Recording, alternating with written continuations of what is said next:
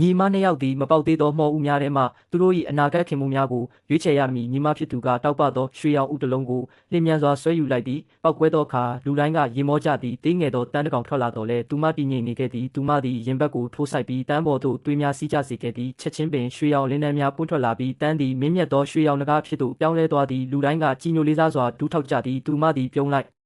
ဒီဤရွေးချယ်မှုကတသက်တာနောက်တရားစေမည်ကိုမတိခဲ့သူတို့၏အတိတ်ဘဝများတွင်အမကြီးသည်ရွှေရောင်နဂါးနှင့်လက်ထပ်ခဲ့တော်လဲသူကအာဏာရရှိရန်နေ့စဉ်သွေးကိုစုပ်ယူပြီးနောက်မြေခွေးနှက်ဆိုးထံစွန့်ပစ်ခဲ့သည်မနာလိုဝင်တိုသောညီမဖြစ်သူကဦးများပေါက်ရန်အမြန်ဆုံးဖြစ်စေရန်မိမိကိုယ်ကိုစွန့်လွတ်ရန်သူမကိုတွန်းပို့ခဲ့သည်ယခုမူဖျားသခင်နှင့်သွေးကိုဆက်သွယ်သည့်အချိန်တွင်ပြန်လည်မွေးဖွားလာသောညီမဖြစ်သူကထပ်မံ၍ရွှေရောင်နဂါးဦးကိုဆွဲယူရန်အလင်းစလိုလုတ်ကအမကြီးကိုကဲ့ရဲ့သည်အမကြီးသည်မိုင်း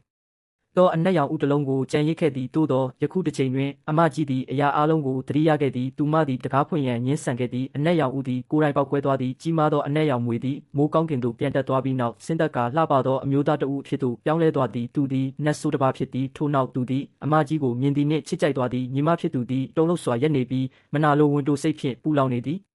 ဒီလိုစိတ်ဝင်စားဖို့ကောင်းတဲ့ဇလန်းတို့လေးတွေကိုလက်မလွတ်တမ်းဆက်ကြည့်နိုင်ဖို့ကျွန်တော်ရဲ့အကောင့်လေးကို follow လုပ်ထားကြအောင်တော့နောက်ပိုင်းတွေမှာပြန်ဆောင်ကြပါစို့